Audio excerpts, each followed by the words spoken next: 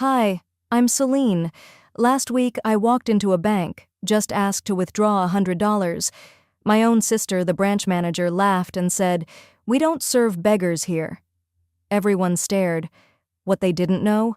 I had the power to empty the entire institution. And I did.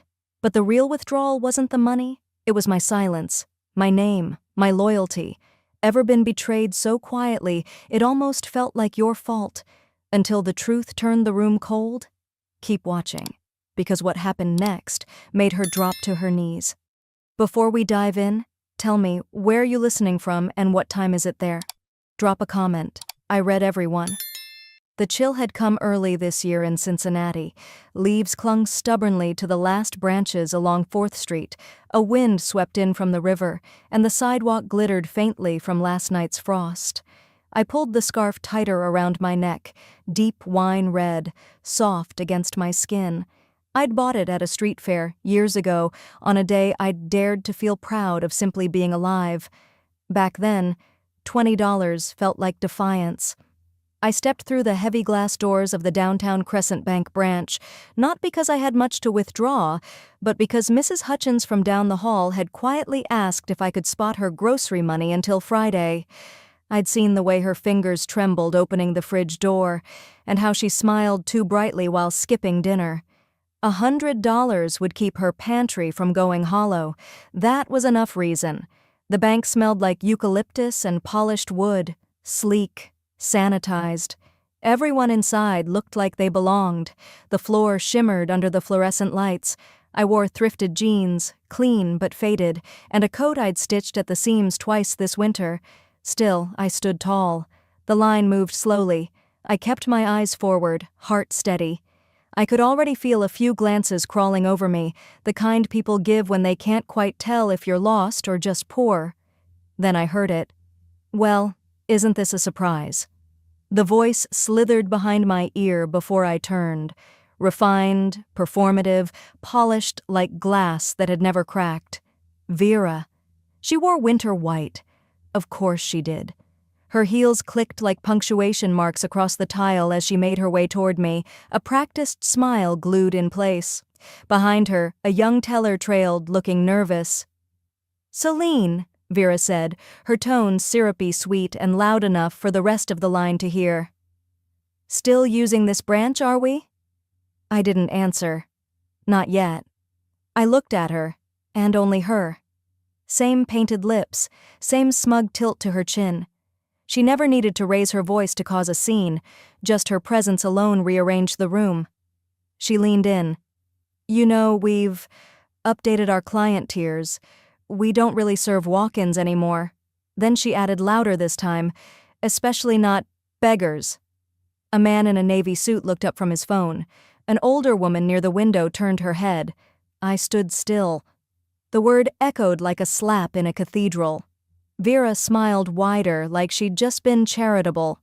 "You do understand, don't you?" I nodded slowly. Not because I agreed, but because I'd learned long ago, silence is sometimes louder than shouting. I touched the scarf at my neck, the fibers, familiar. My fingers rested there a moment longer than they needed to. Then I stepped out of the line. My boots made no sound on the tile. I walked right past Vera without another word. Outside, the cold kissed my face with a kind of mercy. My reflection in the bank's polished glass door lingered for a second, head high, eyes steady. I didn't cry. Not anymore. That night, back in my apartment, I peeled off my coat and scarf. The place smelled like peppermint tea and old books. My kind of peace. I set the scarf gently on the table, folded it once, then again, then let my hand rest over it. I powered on the old laptop tucked beneath the couch cushion. The screen flickered twice before settling. I typed in my passphrase, fingers moving without hesitation. A soft ping. One message, encrypted, expected. I read it twice, then closed the lid. My heart didn't race. It moved slower, with purpose. Across the room, I picked up the scarf once more. The last time I wore it like armor was years ago, when Vera called me nothing but a soft-spoken parasite at a Christmas party I wasn't even invited to. I remembered whispering to myself afterward, while buttoning my coat alone in the snow. One day, they'll see. Tonight, I didn't whisper. I didn't need to. Instead, I reached for my phone and dialed a number none of them even knew I had. The line connected. "Hey," I said, voice calm.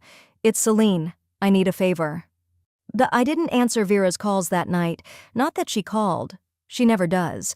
But I imagined for a moment what she'd say if she knew who still had access to the one person who could shut her entire branch down with a single command. By the time I got back to my apartment, the late November air had settled into a cold stillness. Cincinnati streets gleamed with moisture from an earlier drizzle, streetlights flickering against the sheen of wet pavement. I climbed the narrow stairs to my second-floor unit, the familiar creak of each step grounding me. I slipped the wine-colored scarf from my neck and hung it by the door. It looked different now, not like something to hide behind, but like something I'd chosen. Deliberately. Inside, the apartment was quiet, save for the hum of my old radiator. I made a cup of tea I barely touched, then sat down at the small dining table that doubled as my workspace. I pulled the laptop toward me, its edges worn smooth from years of use. It took 3 encrypted logins to get through. First, a fingerprint scan, then a 6-digit rotating code sent through a secure satellite line. Finally, a phrase. I typed it slowly. Foxglove never forgets. For a breath, the screen stayed dark. Then the portal opened, a sleek interface few in the world had ever seen, and fewer still had the credentials to navigate. My name wasn't anywhere on it. That was intentional. In another life, or maybe just another version of this one, I helped build a security protocol so airtight it made headlines without ever mentioning us. Back then, I went by a different name, M. Dove, an alias built from an inside joke and a real bird I once nursed back to health on a foster farm in Arizona. The message pinged in from R.A. "You're finally ready?" I stared at the blinking cursor for a while, then typed, "It's time." He didn't ask why. He never did. We'd designed it that way. Clean, no back and forth. Only purpose.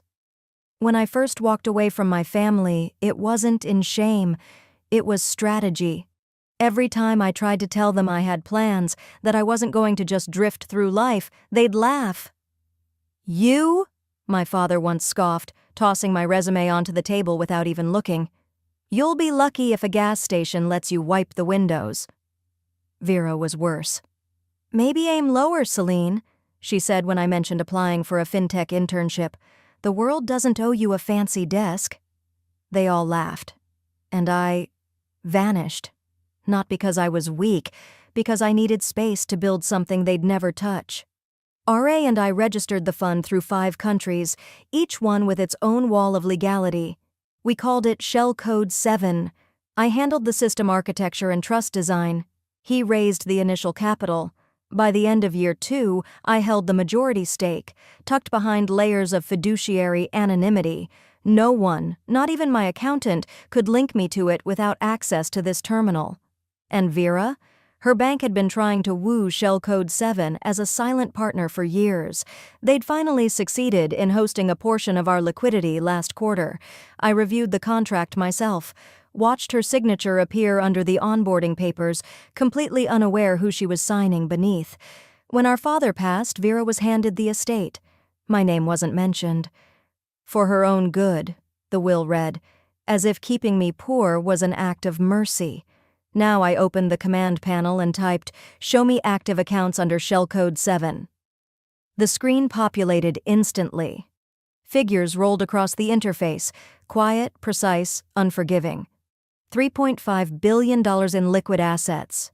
It wasn't just money, it was leverage.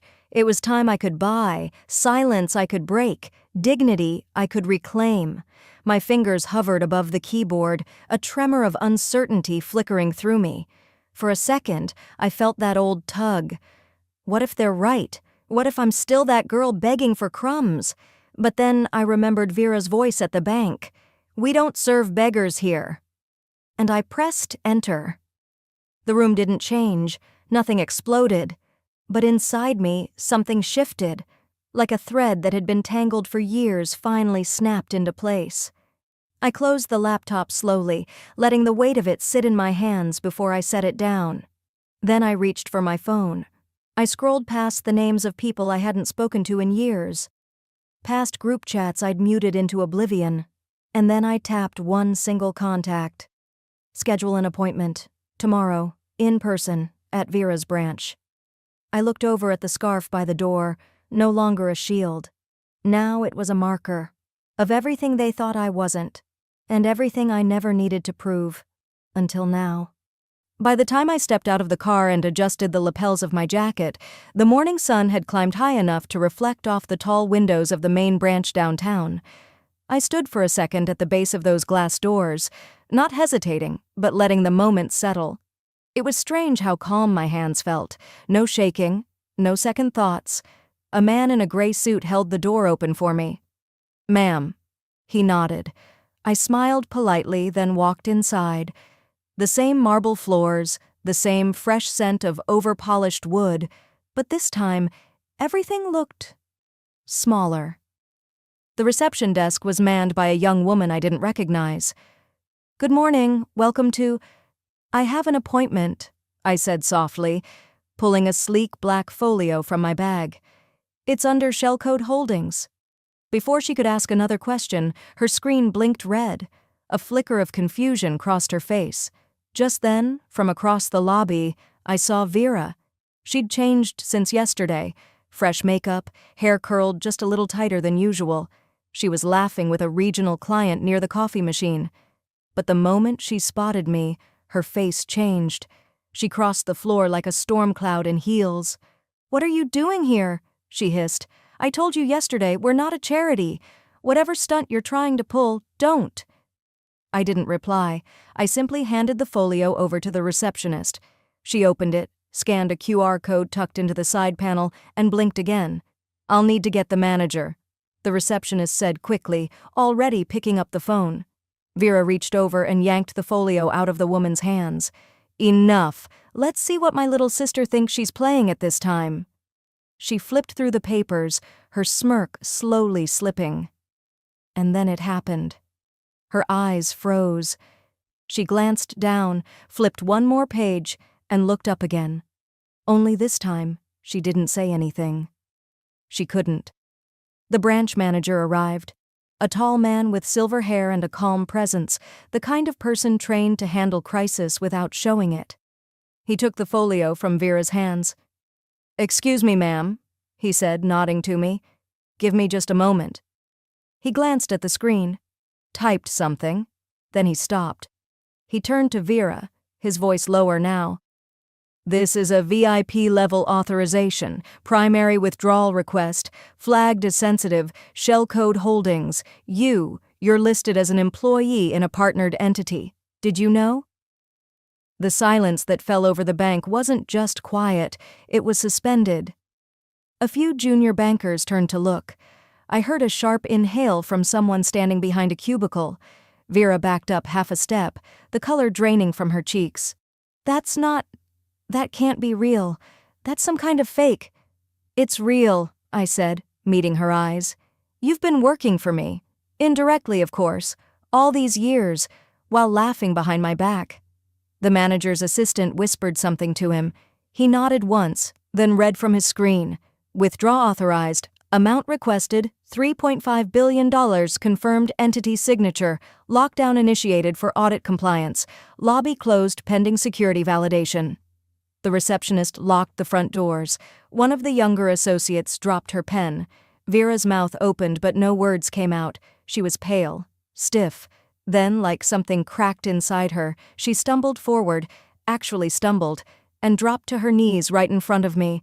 "Celine," she whispered, eyes wide, almost pleading. "Don't do this. Don't ruin everything. You don't understand what this will do to me. Please, I have a child. I have a career." I tilted my head slightly. "You ruined yourself," I said, my voice low and even. "All I ever did was step back and let you." Behind her, someone gasped. The manager didn't intervene. No one did. Vera shook her head, her mascara already smudging beneath her eyes. "You're my sister." "Am I?" I asked. "You all made it clear I wasn't part of the family long ago." For a second, the only sound was the hum of the overhead lights. No shouts, no alarms, just silence and eyes. Dozens of them, watching this woman who had paraded power now curled up on the floor, begging. I turned to the manager. I'd like to speak to someone from the executive suite, privately. This matter doesn't need to be handled on the main floor. He nodded instantly, already pressing the call button for the internal elevator. We'll bring you to the investor lounge. As I walked past Vera, still frozen, I didn't even glance down. The folio stayed tucked under my arm, and as the glass doors of the elevator slid shut, I heard nothing behind me but the kind of silence that says everything had just changed. I didn't even make it to the couch before my phone buzzed again. The glass door had just clicked shut behind me, and I was still sliding out of my heels. I glanced at the screen. Clarice. Straight to voicemail. I didn't need to hear her voice right now, not when I could already guess the tone. Tight, fake concerned, like she was calling out of obligation instead of interest. I poured myself a glass of Pinot and stepped out onto the balcony, letting the night air settle my chest. The city hummed below, distant sirens, a bus groaning at the corner, someone laughing 4 floors down. All of it felt quieter than usual, as if the world knew something had shifted. Another buzz. George this time. Clarice's husband. I hesitated, then picked up. If nothing else, George was predictable. He always called when something was at stake. Celine, he said, drawing my name out like he'd rehearsed warmth but couldn't quite land it. Evening, George, I said, resting my wine on the railing. Did Clarice lose her voice? He gave a forced chuckle. No, she's just… Well, you know how she gets when things catch her off guard. I didn't reply. I actually wanted to check in, he went on. Saw some movement, a few, transfers showing up. Impressive, really. We didn't know you were so involved in that level of finance. Is that so? I said lightly. Because I've always been told to stay in my lane. George coughed.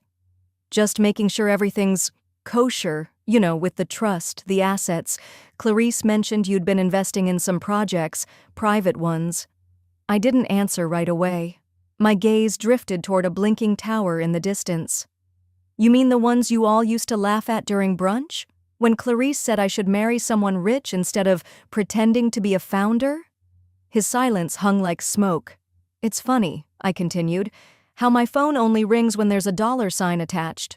George cleared his throat again. Well, Clarice and I were thinking maybe we should all get together, talk through things. No pressure, just brunch maybe? This weekend?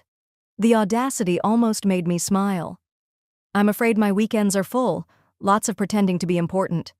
I didn't mean it like that, he said quickly, almost stumbling over his own voice.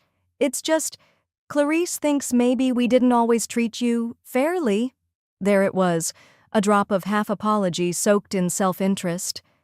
I appreciate the outreach, I said evenly, but I don't think brunch will fix what's already broken. I ended the call gently and set the phone down beside me. My fingers were steady now, no tremble, no heat of anger, just calm. A kind of peace I hadn't felt in years. I went inside and opened my laptop on the kitchen counter. The screen blinked to life, and with a few clicks, I pulled up the dashboard, my dashboard. The company logo hovered in the corner, understated, professional, one of the top 10 holding companies in the region. My name sat quietly in the ownership tab, still the controlling shareholder, still untouched. Then came Carmen's message, flashing in the corner of the screen. Vera just tried to access the executive panel, it read. I blocked her. I exhaled through a grin. Of course she did, I typed back quickly. Let them wonder. I leaned back, sipping the last of the wine. Then, almost without thinking, I reached for the leather folio tucked on the second shelf of my bookcase. Inside it, under contracts and sealed letters, was the photograph, worn at the edges, faint from the sun, but unmistakable.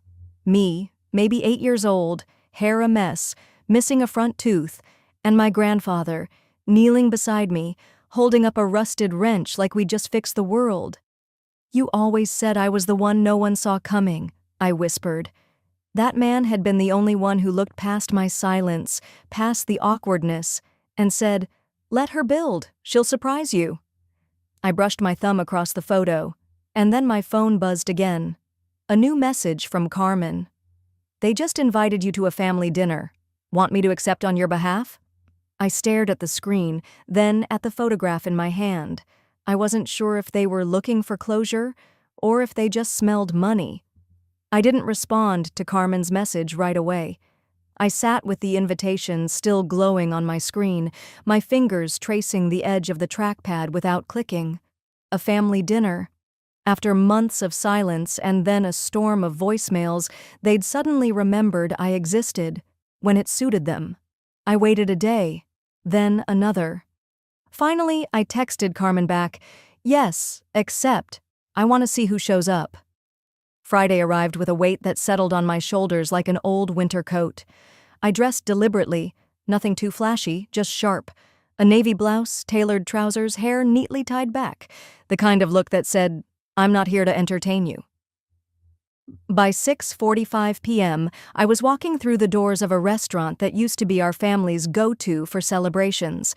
It smelled the same: rosemary, garlic, fresh linens. But the meaning had shifted. A hostess guided me toward the back, where a long table sat under a warm pendant light. A small sign rested against the centerpiece. Reserved. For the first time in a long while, that word didn't sting. I placed my hand on the back of the chair at the head of the table and sat down. Alone. For now. The seconds ticked by. Then, at precisely 6:57, I heard a familiar clack of heels. Clarice was first. Chanel earrings, polished lips, too big of a smile. "Well, someone's glowing," she cooed, sliding into the seat opposite mine like we were lunching at the club. "You've been busy, haven't you?" I didn't respond, just tilted my glass slightly, letting the candlelight catch the rim. George arrived next, always just a beat behind Clarice. Still had that fake investor grin pasted on like a permanent fixture. "Soline," he said with a tone that tried too hard to sound brotherly. "It's been too long. You look grounded. That's a good thing." Before I could reply, Vera walked in. She didn't smile, didn't speak, just nodded and took the seat farthest from me. Finally, our mother, Helen. She moved slower than I remembered. Time had softened her features, but not her tone. "My girls," she said like it was still 1993 and we were in matching dresses for some staged family photo. "Look at us." I kept my eyes on the napkin in my lap. The waitress came and took drink orders. Clarice ordered wine. George copied her. Vera just asked for water. Mom wanted chamomile tea. Then the syrup started. "Soline," Clarice purred, "I have to say, something's different. There's a calm in your eyes now, almost serene. Are you meditating? Doing yoga?" George chuckled. "Or maybe just making smart investments. I've actually been meaning to ask you about a little project I'm kicking off. Thought maybe you'd want to give it a once-over. Just as a favor." Helen leaned in, clasping her hands like she was praying. "We've all been through a lot," she began, her voice dipping into that trembling register she used when she wanted to sound fragile. "Since your father passed, things have been complicated. We were trying to hold everything together." I counted in my head. We. Never you. Not once had they said, "We were worried about you," or "We should have reached out." Just we, like they were one unit and I'd always been the misfit puzzle piece. Clarice put her wineglass down and finally asked what they'd all been dancing around. "Are you okay?" Her voice was light, but her eyes scanned me like a detective at a crime scene. I offered a polite smile, then leaned slightly forward. "Did any of you ever wonder what happened to Grandfather's Pennsylvania Land Trust?" The shift was instant, like someone had turned the thermostat down 20 degrees. George blinked. Clarice sat up straighter. Helen's hands tightened around her teacup. It was Vera who broke the silence. "That trust was dissolved years ago, wasn't it?" I reached into my bag, pulled out a thin folder, and placed it gently on the table. The word active was stamped in the top right corner of the deed. Actually, I said, meeting Vera's stare, it wasn't. It was forgotten, buried, but I never let it die. Helen whispered, "You kept it?" I nodded. I rebuilt it, quietly, and no one noticed. The waiter appeared as if on cue, holding a leather check holder. "Will this be on one bill or separate tonight?"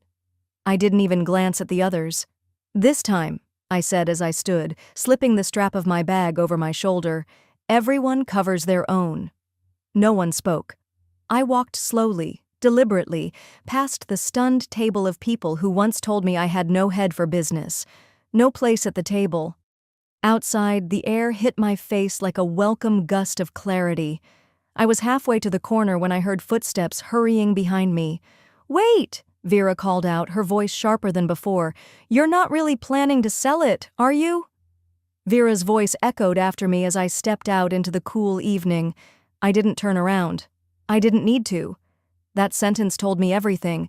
They'd felt the shift. For once, I wasn't reacting. I was leading. And the silence I left in that restaurant? That was the loudest statement I'd made in years. By Monday afternoon, the sky over the city had dulled to a soft gray, the kind that makes even glass towers feel somber.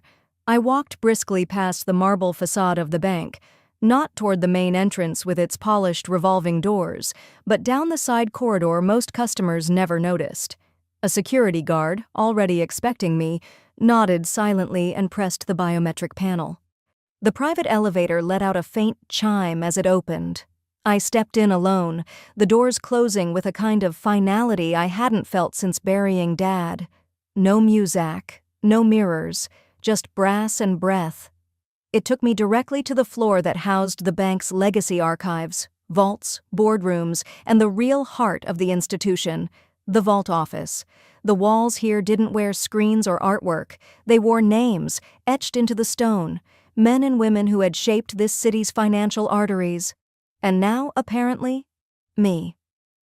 I pushed through the thick oak door into the boardroom. 7 men and women sat around a wide oval table. Most of them older, most of them careful, all of them waiting. A few shifted in their chairs. One nodded in quiet acknowledgement. The air had the crisp chill of legal consequence. I set the folder down in front of me. "This isn't a courtesy update," I began. "This is a legal alignment of trusts, charters, and oversight. As of last Thursday, the 1954 Pennsylvania Legacy Trust, once chaired by Arthur Lefebvre, is officially merged into the primary holdings of this bank's foundation. As the named beneficiary, I hold majority control." There were no gasps, just silence, until Robert Templeton, gray suit, oldest of the group, spoke gently. "You've had this structured for some time, haven't you?" I looked at him. 14 months. He smiled. "We've been waiting for someone like you since Arthur passed." The moment landed heavier than I expected. Clarice burst in 15 minutes later, heels too loud, hair perfect, eyes wide with confusion. She looked at me like she still hadn't decided if I was bluffing or having a breakdown. I slid a sealed envelope across the table toward her. "From legal. For you." Her fingers hesitated, then she opened it. I watched the color fade from her face as her eyes scanned the words. "Formal removal. Ethics clause. Retaliatory misconduct during fiduciary interaction. All documented, all signed." George, seated stiffly beside her, tugged at his collar. "You can't just take everything. We're your family." I kept my voice even. "Exactly. And that's why I didn't take everything, just the part you tried to erase." He looked away. No fight left. I turned back to the board. "Effective immediately, we will restructure under a revised family ethics charter. No one here will lose their job today. But the game of nepotism ends now. Titles will match merit, past behavior will be audited, and every single community-facing fund will undergo a full integrity review." One of the younger board members nodded, clearly relieved. Clarice tried to regain footing. "You've always held this resentment, haven't you?" I shook my head slowly. "I've always held receipts. Resentment is optional." Her mouth opened to protest, but she must have thought better. The paper in her hand weighed too much now. The board voted, unanimously, with no debate. When the meeting adjourned, I stayed behind. Alone, I walked through the adjacent corridor, past rows of old vaults. Behind one glass panel, a plaque still bore grandfather's name. I stopped, looked closer, and right beside it, freshly etched, mine. It wasn't about revenge anymore. It was about rebuilding something they had hollowed out. As I turned to leave, a line from my grandfather's last conversation with me replayed in my mind. "Legacy isn't what you leave behind, sweetheart. It's what you clean up." I stepped back into the elevator and descended without a word. That evening, after a long shower and a quiet dinner, I returned to my apartment just past 9. As I reached down to retrieve my keys, I noticed something different. A letter slid under the door. The handwriting on the envelope was unmistakable. It was from my mother. That evening, after returning from the vault, I changed out of my blazer and heels, lit a single lamp in the corner of my apartment, and tried to ease into the quiet. The rain had started not long after I got home, tapping its fingers gently against the tall windows like it, too, was waiting for something to break. I was reaching for a blanket when I noticed it. An envelope slid neatly under my door. No knock, no footsteps in the hall, just the thing itself, lying there like it had always belonged. I didn't need to turn it over. The handwriting on the front was unmistakable. My mother's script, neat, sharp, unflinching, a style that said everything was under control even when it wasn't. I stared at it without moving. Funny how a few strokes of ink could feel heavier than any confrontation I'd faced in the boardroom. My fingers hovered for a moment, then pulled back. When someone has cut you out with silence for so many years, even their words can feel like razors. Eventually, I sat down, peeled it open with slow fingers, and began to read. "Celine," it started. "No, my darling," or "sweetheart," no softness to land on. "There's something I've carried for a long time, something I should have told you before it got this far." The lines were penned cleanly, without crossings out or hesitation. She had practiced this, probably rewritten it 3-4 times before letting it go. She wrote about a summer day when I was around 10. I had tried to start a lemonade stand at the end of our driveway. I'd drawn posters, worked out prices, even counted the sugar packets one by one. I remembered it vaguely, until she mentioned how Clarice had accidentally spilled the jug before I even made my first sale. I'd cried, but I hadn't understood why my sister had done it. I thought she just didn't like lemonade. But the letter continued. "I knew. I saw what she did. I just didn't know how to protect both of you. And in the end, I didn't protect either." She spoke of my grandfather's passing, how the family finances became unstable almost overnight. George had offered stability, she wrote, in exchange for support. Clarice's fast promotion, her early involvement in decisions that should have been yours. They made it look like security, she wrote, but it was control, and I allowed it. I paused. My hands felt colder than the window pane beside me. All this time I had thought her silence was a choice, but maybe it had been survival, not just for her but for both of us. She didn't excuse herself, she didn't ask to be understood. "I'm not writing this for forgiveness," she ended, "but I am asking you to break the pattern. Don't become what hurt you." I sat for a long while after that. No tears, no dramatic exhale, just the rain outside and the soft crackle of paper still open in my hand. After some time, I stood and crossed to the shelf where I kept things from childhood I hadn't thrown away. In a small box behind old photo frames I found it, a little blue ledger notebook, creased, dusty at the corners. Inside were pages of handwritten business plans from a 10-year-old trying to figure out what lemonade and kindness had in common, doodles of coin jars, break-even charts in marker, and tucked between 2 pages a wrinkled sticky note with a sentence I hadn't remembered writing. "One day I'll have a big vault and I won't leave anyone out." That little girl had no idea what was coming, but somehow she still knew what mattered. Maybe I hadn't changed. Maybe finally I was just remembering who I was before they tried to break me. The rain picked up, rattling more insistently now, like it wanted me to pay attention. I closed the ledger, placed it back in the box, and stood at the window for a while, watching lights blur across the wet glass. Tomorrow, I would return, not to ask for space, not to beg for acceptance. Tomorrow, I'd walk into our childhood home, not as a daughter, but as a reckoning. The wind that morning was sharp, threading through the old wrought iron gate like a whisper that had waited years to be spoken. I stepped onto the familiar stone path without knocking. My heels tapped against the marble foyer as if echoing back all the times I'd been asked to tiptoe, to make myself small in this house. Inside, the warmth of the room didn't touch me. Clarice's voice floated from the dining hall, thick with performative charm. She was entertaining again. Extended family, old friends, likely a few new investors eager to ride her coattails. I knew the kind. I'd seen their type at countless biotech galas, eyes scanning for status, smiles too white to be real. I walked straight in. Her voice faltered mid-sentence. Forks paused mid-air. A cousin from Vermont coughed into his linen napkin. My mother, perched at the end of the table, delicate pearl necklace clasped too tight, met my eyes. She didn't look away. Clarice blinked. Well, this is unexpected. I set the thick black folder on the edge of the marble buffet, not even glancing at the canapes she loved to order to appear worldly.